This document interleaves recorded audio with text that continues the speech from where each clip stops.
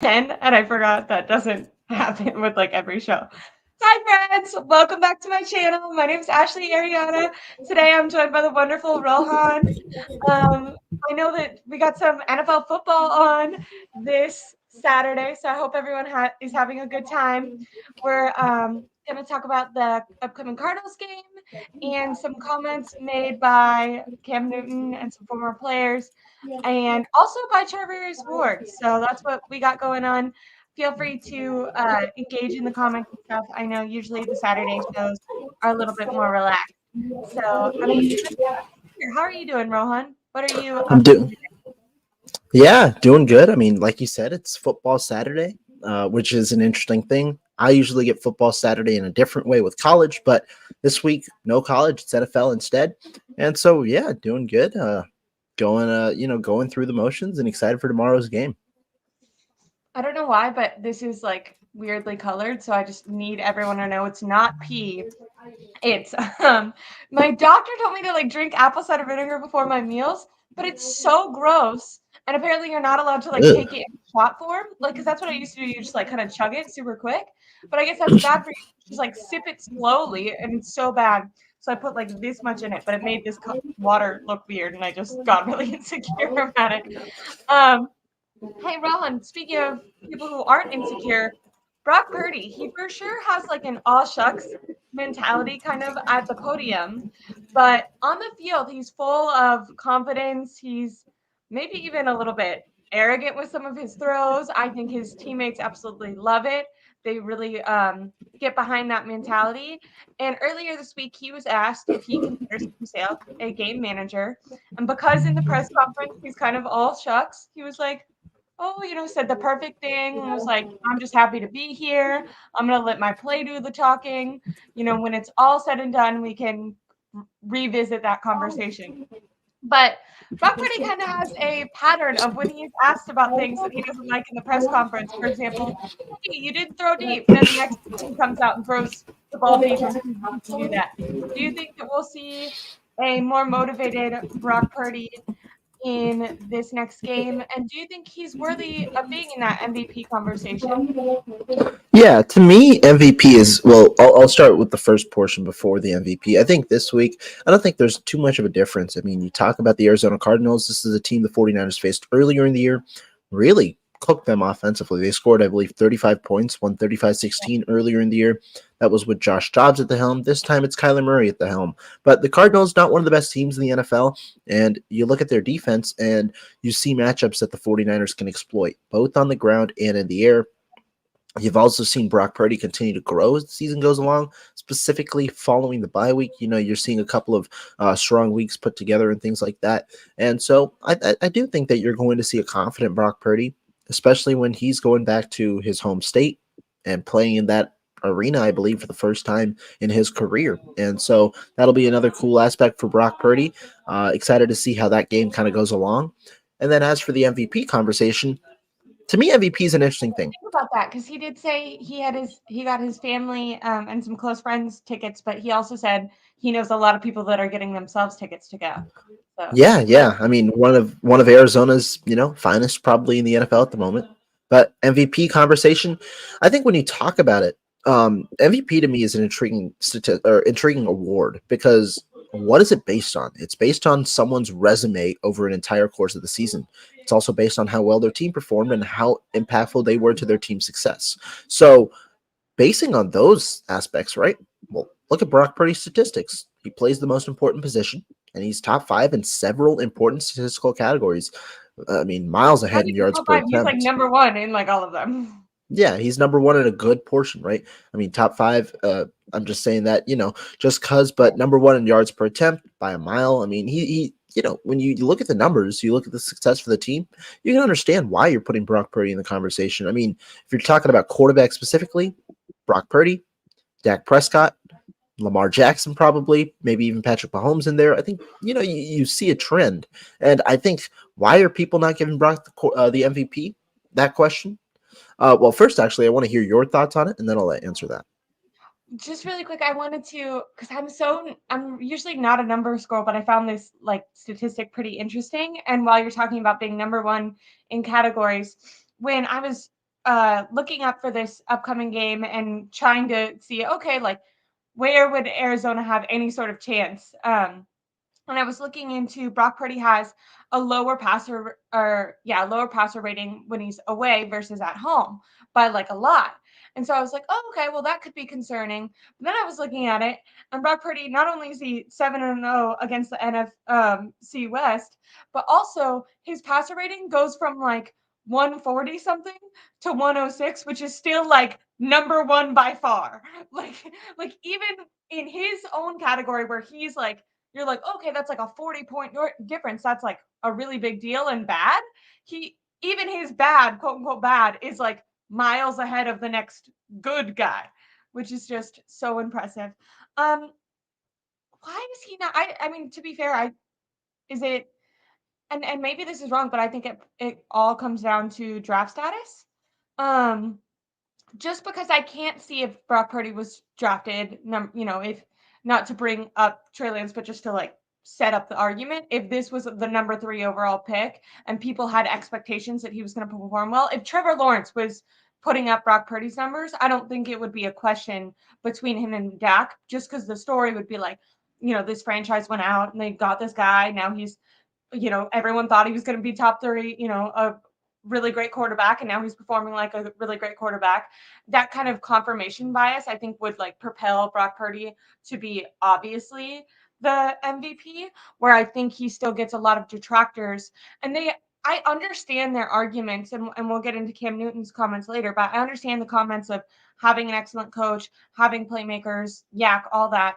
But I think people have done a really great job at breaking down that just last year, Patrick Mahomes had more yards after the catch than Brock Purdy has now. For the last 5 MVPs, the quarterbacks have actually had a higher yak percentage than Brock Purdy has now. Even though Brock Purdy is slightly higher than average, it seems that any quarterback that is performing this well and getting these statistics that is then considered for the MVP also has really great playmakers around him. Same thing when we're talking about last year, Patrick Mahomes, Andy Reid. I mean, I think a lot of people would say he's better, or just as good as Kyle Shanahan. And those things don't take away from Patrick Mahomes' talent or his MVP case.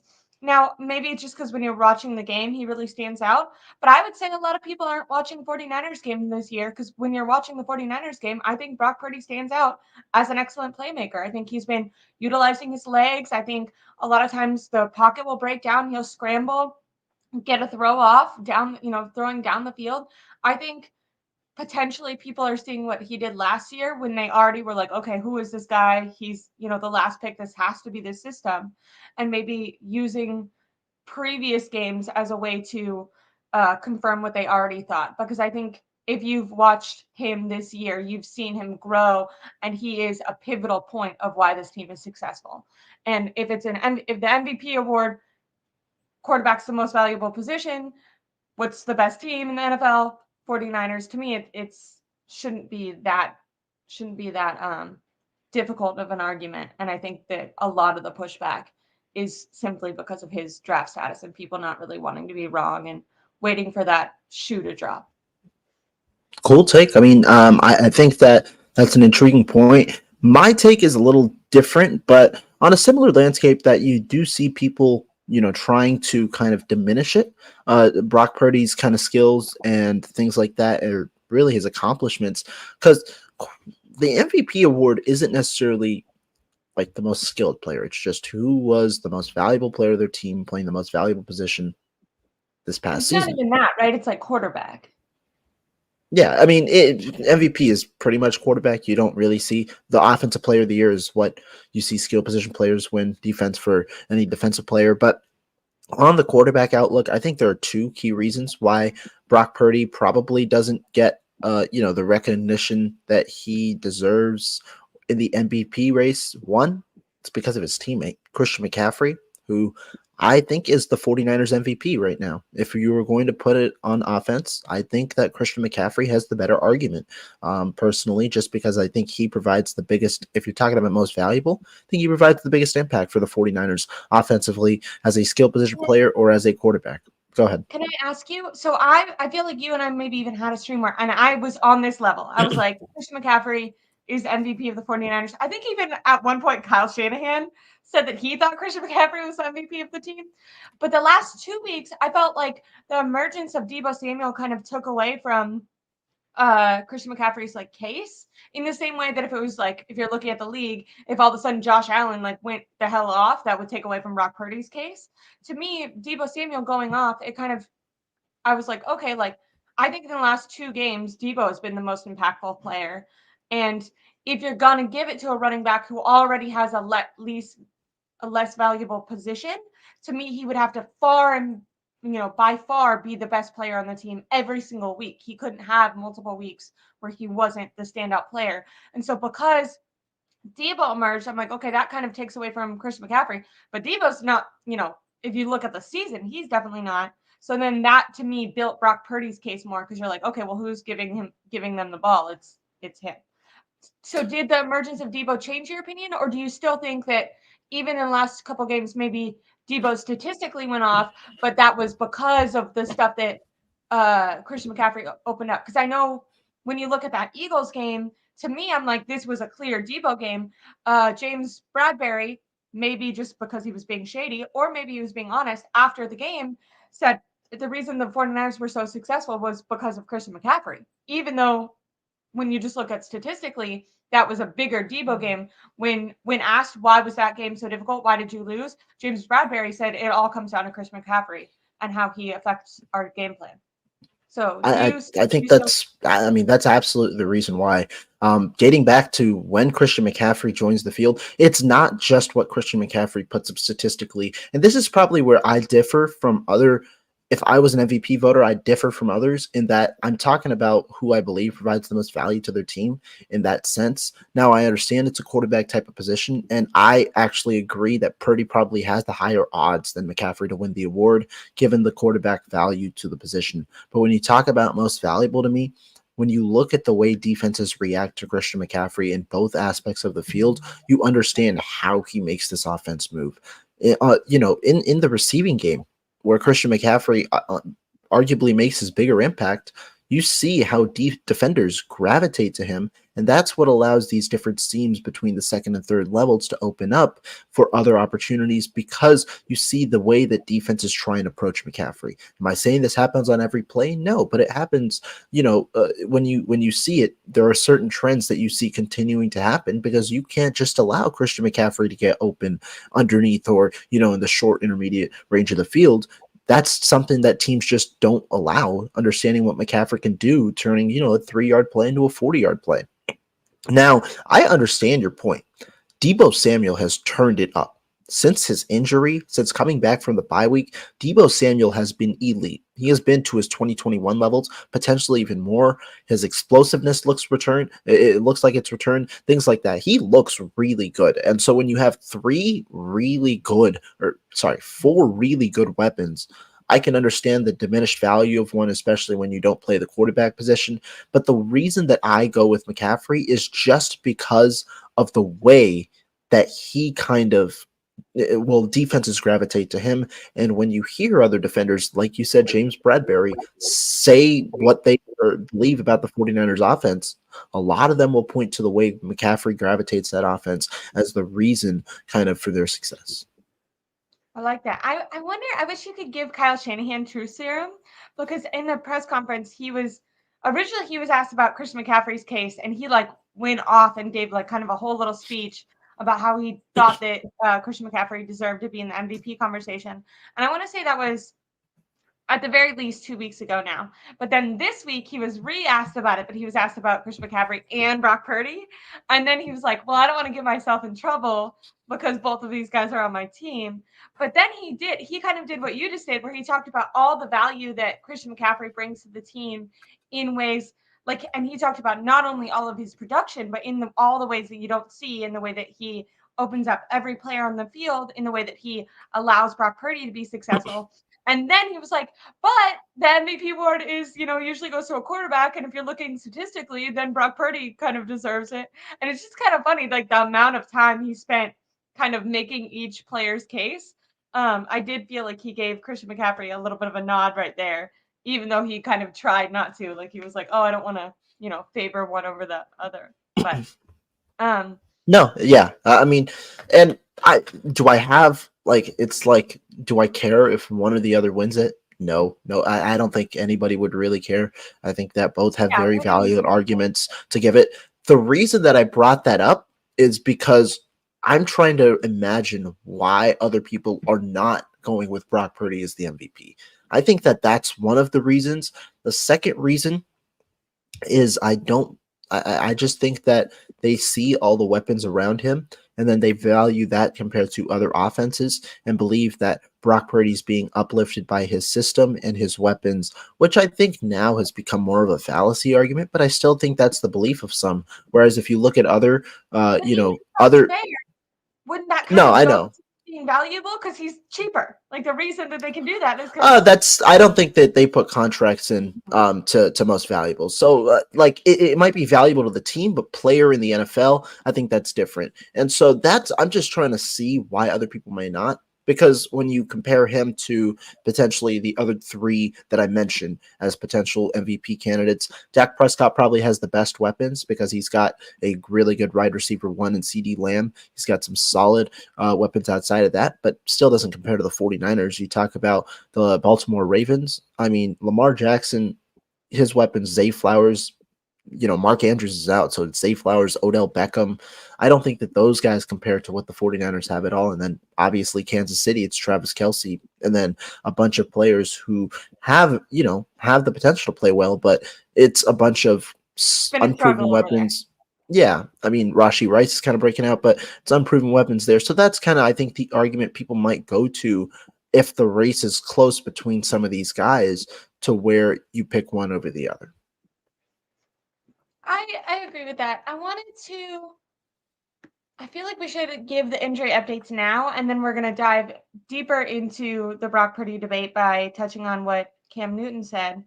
But I thought it would be good to say that Eric Armstead and Javon Hargrave have been ruled out for this game. So that is going to be like a difference in that middle.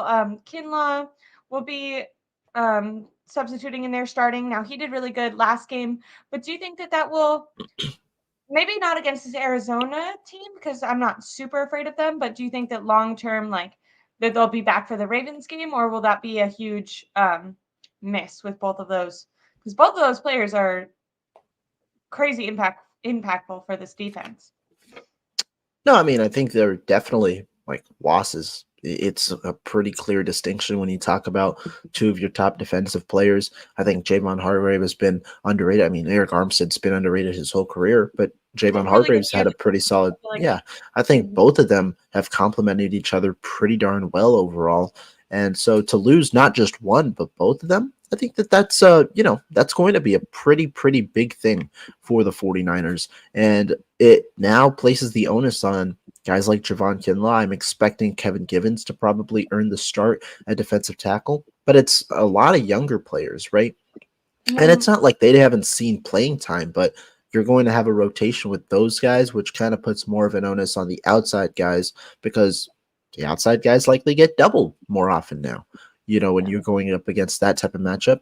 And so I think that, it definitely your defense gets it's it's diminished a little bit now, but I think a it'll be challenge that the 49ers probably will still look to try and accomplish. And also more importantly, I think when you talk about the defensive line in a game like this, I think the number one thing they're going to look at isn't going to get sacks. Maybe I mean it's going to get pressure, but not yes to necessarily sacks. It's contain to Kyler contain. Murray. Exactly. Completely agree. And a big way that they're also going to do that is if the coverage is working well. And right now, Traverse Ward is still questionable. I wonder if I don't want to look over the Cardinals, but I would kind of maybe even suggest letting him rest because those groin injuries can be, depending on how bad you tweak them, they can be like 3 weeks. But they're also soft tissue injuries, so I feel like even if you feel a lot better, just like a little nick can kind of re-aggravate it. And I do, maybe it's like fan bias in me. I do think that the 49ers are going to beat the Cardinals and cover that 12-point spread pretty easily.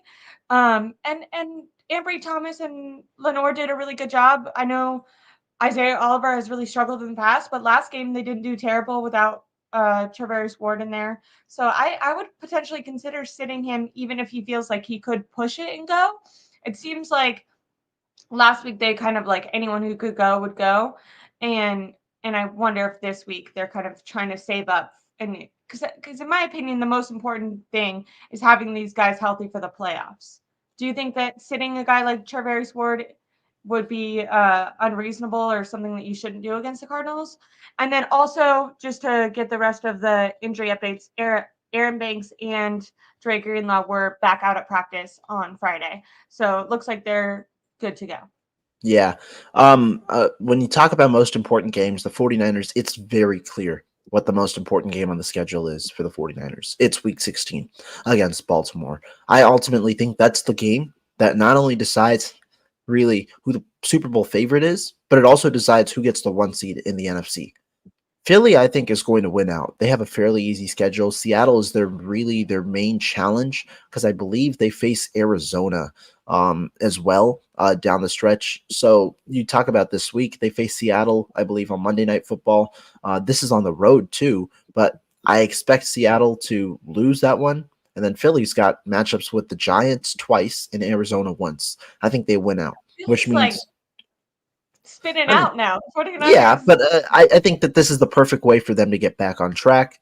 I That agree. means they'll end the season, in my opinion, 14-3.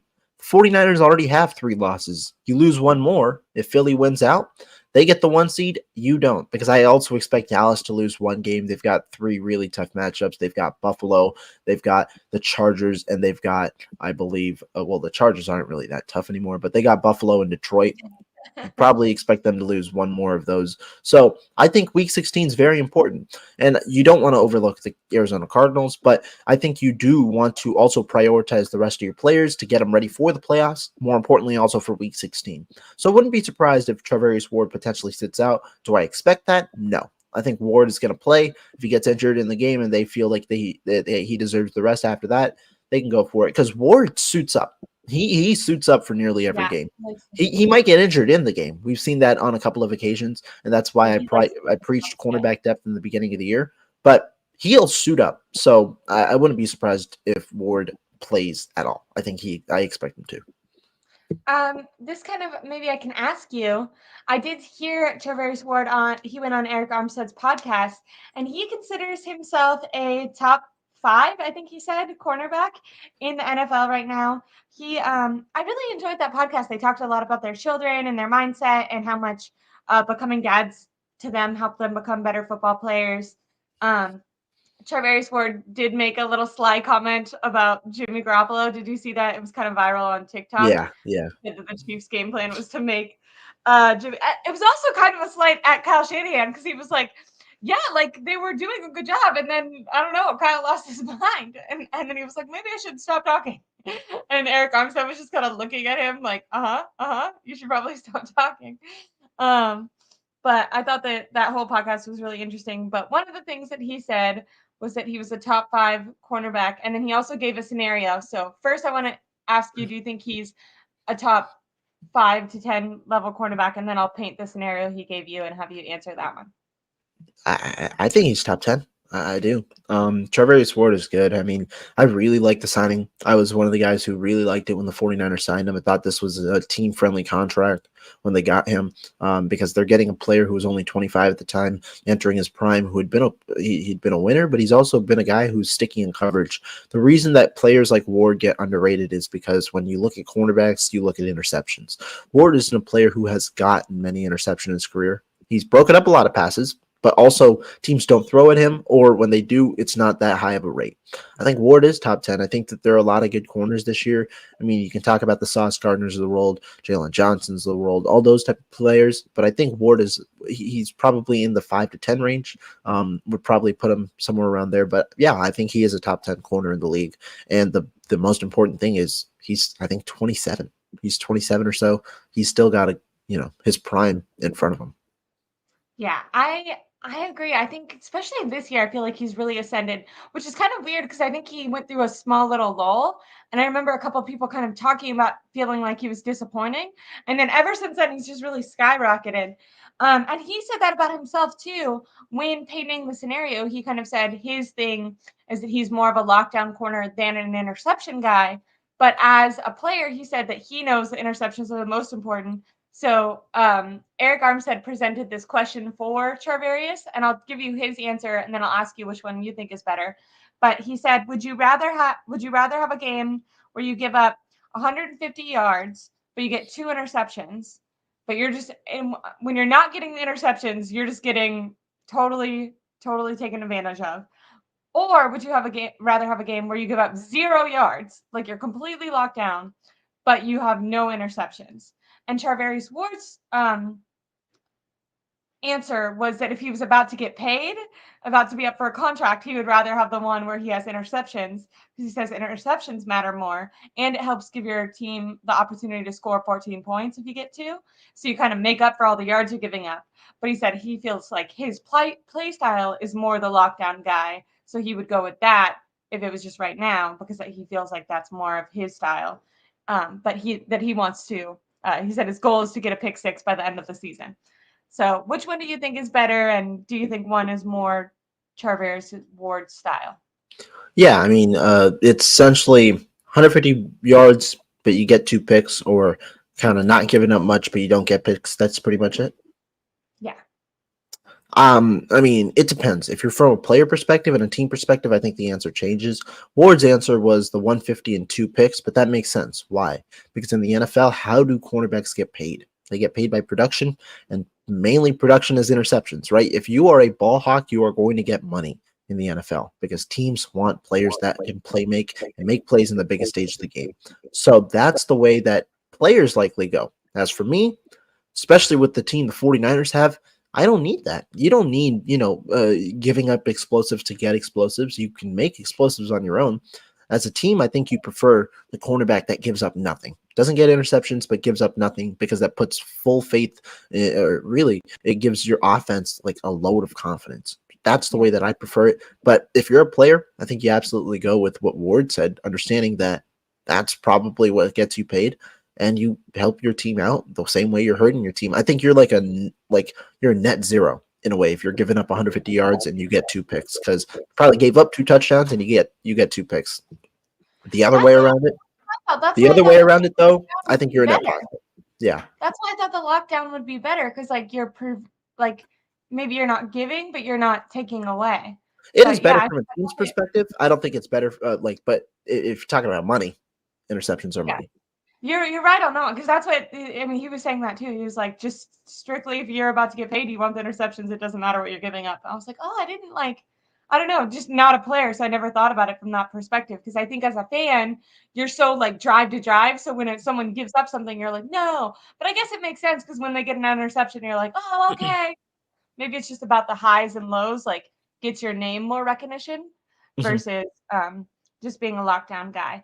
But we'll move away from the Charvarius Ward conversation, and I wanted to ask you if you listened to a couple of the clips that Cam Newton popped out with. He talked about Brock Purdy being, in MVP conversation. He also talked about a couple of other guys. Then he broke down his definition of game managers versus game changers.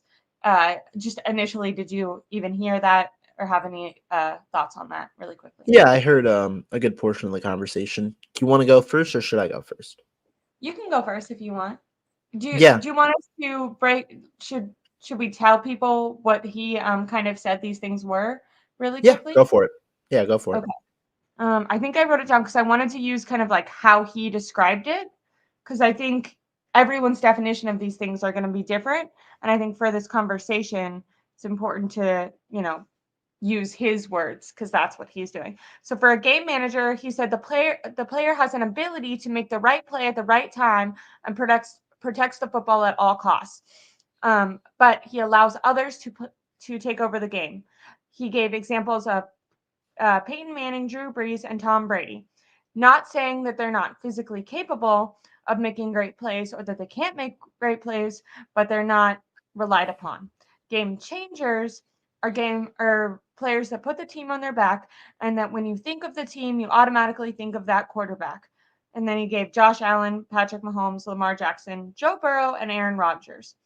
he also went into like truck and trailer metaphors. Do you want me to get into that, or is that too much for Essentially, short story, he calls players like Mahomes the trucks because they can pull the weight of the team alongside them, whereas players like Brock Purdy, Dak Prescott, the game managers, he had four: Purdy, Prescott, Tua, and Jared Goff. He calls them the trailers in that they don't hold the team back, but in a way, it's them hitched riding onto alongside something with to the be team. successful.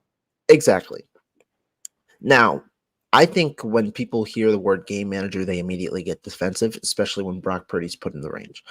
I think Cam Newton's description, though, was at least it warrants conversation. I think it was a fairly solid description, not regarding the players. I think it's a fairly solid description when you talk about everything up until that truck portion. I think he's right because there are different ways that different players play the game and different ways that different players fit systems. I think Brock Purdy, Dak Prescott, I think they're in a tier much above Jared Goff, in my opinion. So Yeah. I think you consider Purdy, Prescott, maybe even you put Tua in that range, maybe Tua one rank below. But I think that those guys, they are good. When you're a system fit, that doesn't mean you're only a system fit, but you can't deny the fact that you are a good system fit because those quarterbacks are. Dak Prescott is playing elite. Cam Newton mentioned that too. He, in my opinion, he might be the front runner. I might put him as the front runner for MVP. And even over the 49ers guys who I've seen every single game, who I both believe are both warranting of MVP consideration. Dak Prescott might be the guy right now, especially if they end up pulling this thing out and getting the 1 seed. So that, it's intriguing. I think Cam Newton's comments are not wrong for the most part. Now, the place that I don't agree with Cam Newton is the truck and trailer comments, because I don't think that guys like Brock Purdy and Dak Prescott need to pinch onto their offense in order to succeed. I think Brock Purdy and Dak Prescott and those guys can be trucks. They can pull the weight of the offense alongside them. We've seen Prescott do it in the past. He has, a good amount of experience. And sure, he's folded in some key moments in the past. Sure. But I think this year specifically, we've seen him play that well. And while Purdy, we don't have that big of a sample size to where he carries the offense, the fact of the matter is they don't really need him to do that. Maybe they do in the playoffs, and I think that ultimately dictates whether the 49ers win a Super Bowl. We'll see whether that happens. But he's shown us right now no reason not to kind of go along with it. We'll see how it goes in the playoffs. I'm very curious because that's kind of where I initially thought where Purdy might face some issues. But I think that when you talk about Newton's comments, I think that there is a spin to it because you use the word game manager, and I think people immediately think of that negatively, where Cam kind of mentioned, no, that's not negative. That's more of it is a positive comment. Also, did say, like, he used the word, I wrote this down because he was like in the middle of being like, I don't mean it bad. And then he also was like, he said merely. He said a trailer merely has to be hooked or attached to something to make it go, where a truck pulls their team together and is the reason the team is having success. And I feel like when you use the word merely has like a negative, like that's just like, ugh, yeah, that's right? where I don't agree with the truck and trailer portion of it. Like I don't, But because that I don't initial believe that's true. description is good. Yeah, I think that's fair. I think at least warrants a discussion. I think it does. I thought the discussion as a whole was definitely worthy. I know some people kind of, that was part of his video, was kind of like defending himself and his ability to even like make the comment, and I think that was kind of ridiculous. I mean, if I can talk about football, I think Cam Newton can talk about football, and I think that he made good points. But I mean, I also think that other people have like the ability to critique his points and poke holes in it. Um, Kurt Warner kind of talked about that. Like, he quote tweeted it and said, "Well, when you're saying game manager, like, do you think that one of these is better than the other?" Like, and I think the answer has to be yes, just given the playmakers that he put in both categories. And Kurt Warner kind of came back and said that he thought that part was more offensive um, when talking about game managers, because maybe Kurt Warner considers himself more of a in the game manager style. I don't know why, but he kind of said, he asked the question, do you think one is better than the other? And so I wanted to ask you that. I think just based on the player examples that Cam Newton gave, you would say potentially, but he also put Tom Brady. I mean, Tom Brady, Peyton Manning, Drew Brees, those quarterbacks are, some of the best quarterbacks in the entire NFL history. Tom Brady being the best in NFL history. So when you hear that, you're like, okay, well, teams would want that. What do you think? I also found it interesting. Cam said the reason that one might be more, basically saying one might be better than the other, is because when you go to the draft, which one are teams looking for? Teams are, when they're drafting, they're looking for the next Mahomes, not the next Tom Brady. And I found that kind of bold of him to say. Not saying it's wrong, but I found it bold. Yeah, I think when you talk about all these comments, there is a distinction. When you bring in Tom Brady, Peyton Manning, those guys, you see a difference, right? There is a difference between quarterbacks like those guys and quarterbacks like Patrick Mahomes, Lamar Jackson, the new wave of quarterbacks, because the game is evolving, right? When you talk about it, people don't like the statue and pocket type quarterbacks that may not be able to create off script. I think that's what he points to as game managers, the guys who can execute really, really well on script, and that's all you expect them to do. That's where you bring in system, because system is where you're going through your progressions, you're getting through that offense. And all three systems, when you talk about game managers that I consider in that similar kind of range, you talk about Tua, Dak, and Brock Purdy. I mean, those systems, they elevate your quarterback's play. I mean, regardless of who it is, even if it's Tom Brady behind the helm, it's going to elevate his quarterback play because of how good that system can be. And I think that nowadays, though, I think that comment is true. Look at the quarterbacks that right now, got drafted in the top 5 in this past draft. Anthony Richardson went at 4. Richardson's a guy who's raw as a passer, but a really solid dual threat quarterback who has the ability to create off script with his legs and his arm. You talk about Bryce Young. He's a guy who many thought, could also, his most dangerous ability was the off script ability, his accuracy and being that accurate while off script, at least entering the draft. And then CJ Stroud, he was there as well. And so I think that there is a distinction now when you look at quarterbacks, even in the upcoming draft. The number 1 pick projected, Caleb Williams, is a guy who is known for his off script ability and all of that. You talk about strong arm and you talk about things like that. Tom Brady, Peyton Manning, they aren't necessarily known for their strong arm. They're known for their ability to win. They're known for their ability to be accurate, known for all the other kind of aspects. But now I think teams are kind of shifting towards a different quarterback MO when understanding the change dynamic of the game. That's kind of the way that I look at it. But I also think that in a way, with him saying that, I don't think he's meaning game manager at all in a bad sense. I agree. And do you think this was a separate conversation? I think when Cam Newton was talking, it was obvious. I mean, he put Brock Purdy in the game manager conversation, but someone, I think it was from NFL Network or something, quote tweeted, and they actually said that they would consider Brock Purdy not a game manager, but that they agreed with Cam Newton's premise and categorization of the two categories, but that he would actually just put Brock Purdy in a different one. If you were currently, just based off of his work so far, and maybe it's not fair to even put Brock Purdy in this conversation yet, because when we're talking about Dak and we're talking about Tom Brady and all these guys, like, they have extensive careers that you can look back on, where Brock Purdy is still very early on. If Brock Purdy was to keep this level of production for another 4 or 5 years, would you consider him a game manager? Do you consider him a game manager now or a game changer? And if he carried this level of success in the future for multiple years, would that categorization change for you, or do you think he's going to be a game manager no matter what? I mean, I don't really value the game manager, game change. I don't try and put the one term kind of on a quarterback. To me, it doesn't matter. It's ultimately how well do you play in all aspects of the game, right?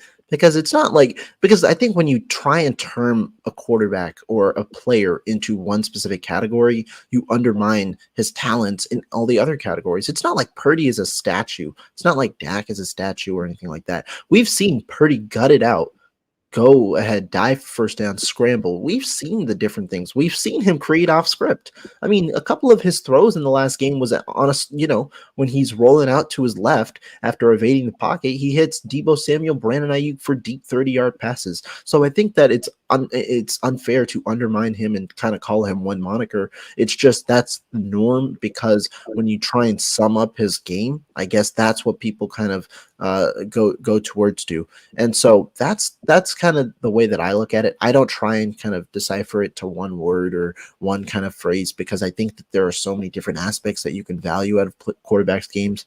But when you talk about the way that other people are talking about it, Purdy's physical attributes aren't going to change. I think that that's kind of the main reason people kind of categorize him in one area over another. His physical attributes aren't going to change. It's not like he's going to throw, or sorry, he's not going to, generate even Bro. more arm strength. He's not going to, create 4.4 speed out of nowhere. It's not like those factors are going to happen. Yeah, It's the that's other insane. factors that are going to. It's him as a passer and him as a student of the game. That's really what's going to accelerate over the years. So I don't know if necessarily people are going to change their idea of him, but they might soften their stance when understanding how good of a quarterback he potentially could be in the future.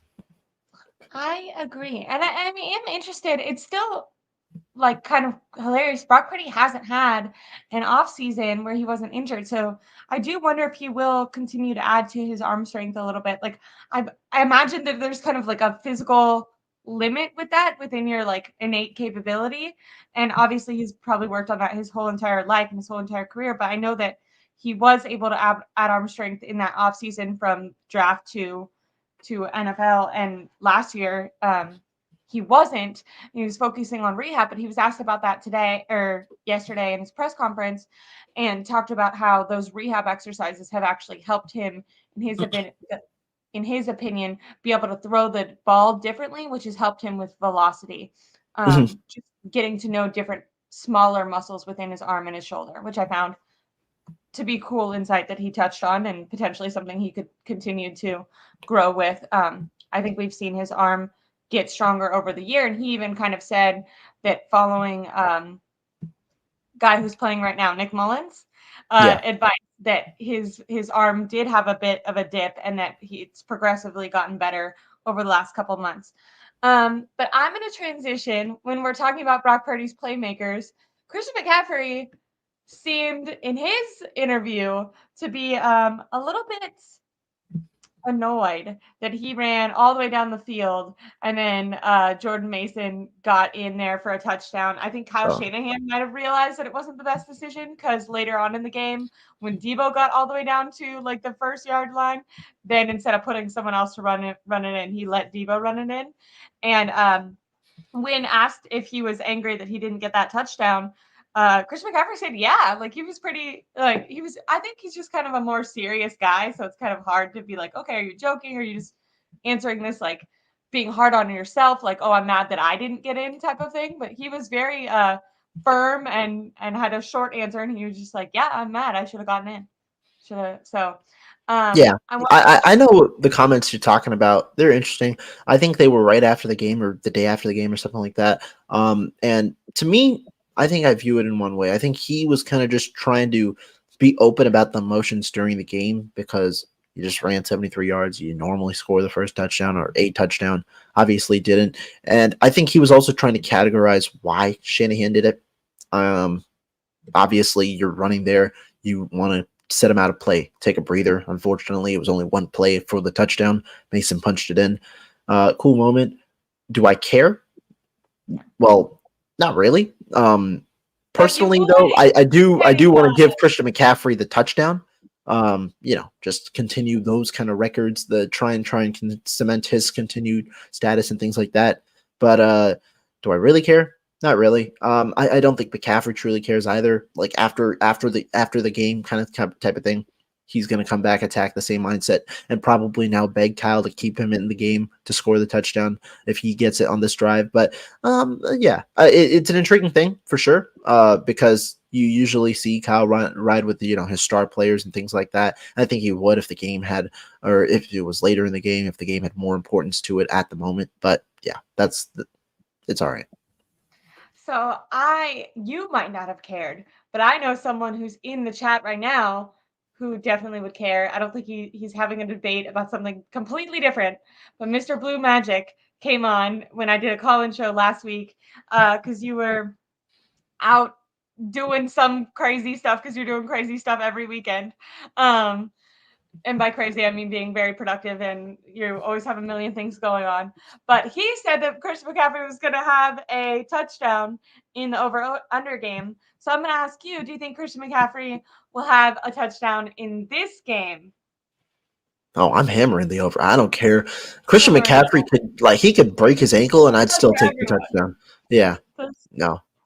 I'm hammering the over. That's what I got to do. I am too. I completely agree. I think this is going to be, even though I do think that the 49ers have kind of built up the Cardinals with their words in their the way that they've addressed them. And I do think Kyler Murray, someone in the chat was asking, like, who's a better player, Kyler Murray or Brock Purdy. I think Kyler Murray's so crazy talented, but just the team in general is lacking a lot of ability. I think the only like real playmaker on their offense is probably like Trey McBride. And then for defensively, I kind of think Buda Baker, but he's old and we've seen George Kittle like stiff arm him and him not make as much of an impact. So I think in the beginning of the year they were playing very feisty, and I definitely think the coaching change is great for them, and the players seem to play hard for Jonathan Gannon, right? Seem to play hard for him, which is great because I know in the offseason people were kind of making fun of him because he seemed a little bit dorky or whatever. But I think right now, just like talent wise, they're so deprived compared to the 49ers that I think the 49ers are going to win by, more than 12 is my prediction. Do you think that Kyler Murray will turn the ball over under 0.5 interceptions for Kyler Murray? You're going the Kyler route. 49ers, one of the best teams at generating interceptions. Well, yeah, I think they're top 3 or so at generating interceptions, but they generate turnovers in general. And if you talk about Kyler, I believe he has 2 picks. He hasn't turned the ball over, I believe, in the last 2 games. I'm not sure if he's fumbled or not. I am going to go with no. I don't think Kyler turns the ball over interceptions wise. I think that he's going to. I think the game plan probably is going to try and get the ball quick, utilize his speed, things like that. We'll probably go with the no, which might be a hot take. I'm not sure. I was gonna say yeah, but I liked your reasoning. I felt like you gave a good reason. What do you think that the Cardinals' strategy for success against this 49ers defense is going to be? Probably going to try and use James Conner. I think that's probably the way. You look at it, I think last week or the week before, when they last played, they played Pittsburgh. They beat a good team not too long ago. Yeah, they played Pittsburgh. They beat Pittsburgh 2 weeks ago. And in that game, it was just pounding the ball. They ran the ball 39 times in that game. 25 came from James Conner. So I'm expecting, I don't think that they necessarily care about the average. They're going to try and pound the ball, kind of grind the game out, kind of win in that way. And I think that right now they're going to try and exploit the matchup up front. Defensive tackles, not there. Run the ball inside. I like that. So James Conner over under. If I want to do 2 touchdowns, do I go 1.5? Okay. No, I'll go under. I don't think they score that much. I don't think they'll score the 24 points that they scored against Pittsburgh, where Connor had 2. I would not be surprised at all if he gets 1, but I'll probably go with the under on the 1.5. Okay, I'll go under 2. I just wanted to make it a little bit more exciting. A little more exciting, yeah. Do you think that this will be a bigger, like, Debo Kittle type game, more yards after the catch, or do you think it's going to be a more Ayuk down the field game? And I'll have you answer that while also answering over under 0.5 touchdowns for Brandon Ayuk. Okay. That's a good way to put it. I think the game that you kind of look to when you talk about who's kind of going to be for the Rams game, because the Rams played the Cardinals 3 weeks ago, maybe. It was their second to last game, and the Rams, like they ran the ball at a high rate. The Rams don't usually run the ball that successfully, but with Kyron Williams back, he had nearly 150 yards. He had multiple touchdowns in that game, and then he had 60 yards receiving. I think that this is going to just be an equal dosage game with a lot of running. I think the 49ers are going to try and exploit that run game. The advantage that they have there with Christian McCaffrey, and then in the air, I mean, I think you do expect some magic. I mean, you talk about the beginning of the year, they scored 35 points on this same team. And how did they get the 35 points in that game? Well, Ayuk, I mean, he had 150 yards almost, but McCaffrey scored 4 touchdowns, right? That one obviously not as spread out. I think that, though, you'll see a little bit more of a spread out game. I think you do see Debo get, a solid amount. Ayuk for the touchdown, I will probably go with the under. I think that one of the other three is going to somehow score the majority of the touchdowns in this one. So I'll go with the under for Ayuk, but I think it's going to be a pretty successful game for the weapons overall. I like this. Okay, over under multiple drive Sam Darnold sightings. Sam for multiple. I'll Yeah. go under. I'll go under because yeah, I don't know. Just go under. Multiple. Yeah, I'll go under. I'll go under. I'll say it's one drive. What I'm trying to say is like not like he won't just be like kneeling the ball at the end. Like, do you think he'll actually be in for like a quarter because they'll be taking their guys out, or not a quarter? I think I'll see him play one drive. So yeah, I'll go with the under there. I'm also gonna go under. I agree with you. I think if he does go in, that it'll be like the final drive. But that would be really nice if they could take him out earlier. I like that prediction, Randy.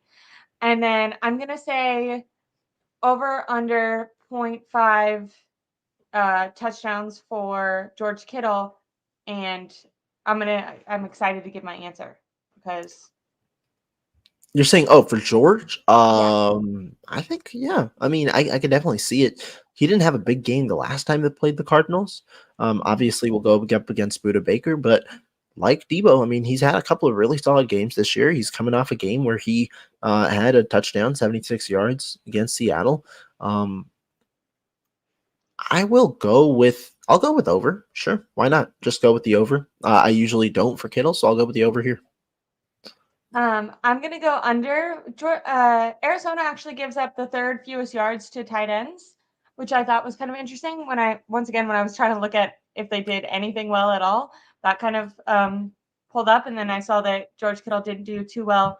Not like didn't do too well, but didn't score on them last game. So I think maybe he'll be in blocking a little bit more, or just the ball will be going more to Debo, more to Christian McCaffrey, and I did do the over for Brandon Ayuk. So I think you and I that's where we separate a little bit with that. Kittle's going to have 2 catches, 15 yards, and a touchdown, just to spite you. You're right. You're so right. That's such a that's such a George Kittle game. You're right. So and was it in the beginning of the year that was it you or I? One of us was always wrong on George Kittle. Like that was just breaking us. Yeah, it's probably me. I'm not usually right with these over-unders, so it was definitely probably me. Okay, and then Kyler Murray, really shifty dude. And we kind of talked about that for the 49ers defense to have success against him, that they might be focusing more on containing him. 49ers have actually done fairly well against mobile quarterbacks this year, which is a surprising change from maybe the past and the narrative on this team. Now, I think the two mobile quarterbacks that they're about to see are going to be their biggest, when we talk about like biggest tests. I think Kyler Murray and then Lamar Jackson, there's no one in the league like him. So do you think that, I wonder if I should go Nick Bosa or just D-line? Yeah, I'll go, over under 0.5 sacks for Nick Bosa. Well, I'll go under. I think it's more of a contain approach this week, and I'm sure somebody gets a sack. I'll just go under, though, for Nick Bosa for this one. Okay, see, I was thinking about pairing Chase Young and Nick Bosa together and going over under 0.5 for both of them. Would you have changed your answer if I did that? Probably, yeah. Just because the luck that one of the two guys that will likely get a sack gets it, yeah, I probably would go over there. I like that. Okay. And then over under, let's do 0.5 interceptions for Jair Brown. He has had a knack for the football. He's done so well. I feel earlier this week I had him as my like underrated player. I thought he's stepped in really well for Hufanga.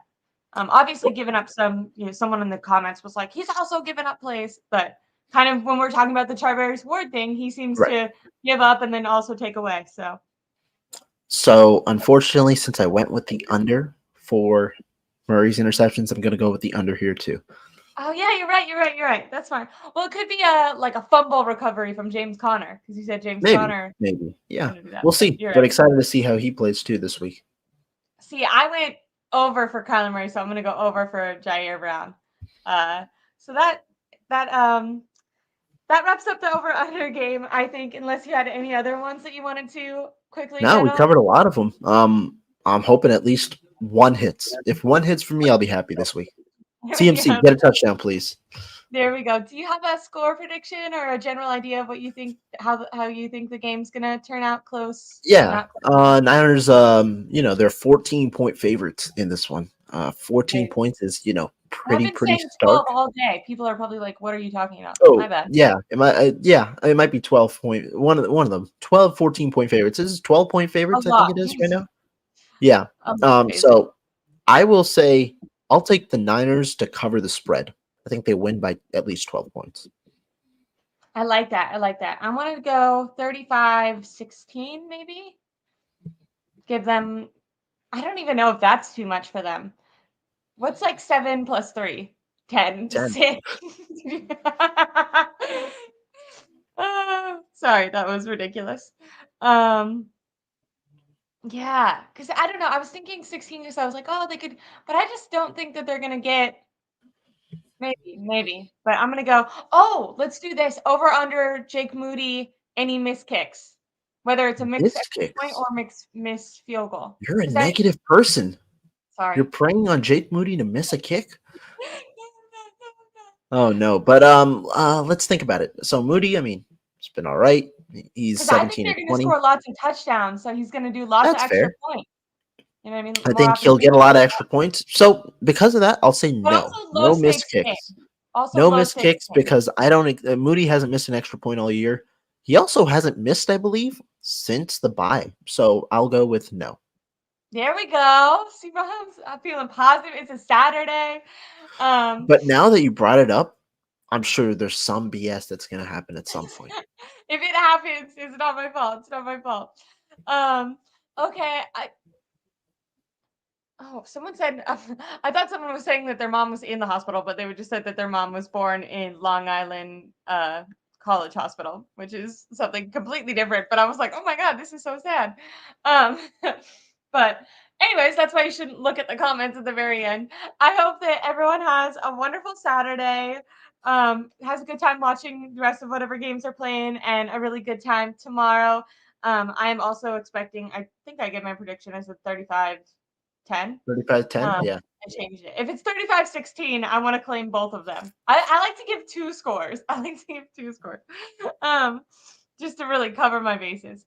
Thank you so much. Everyone should go subscribe to Rohan's channel. I bet most of you are here from his channel.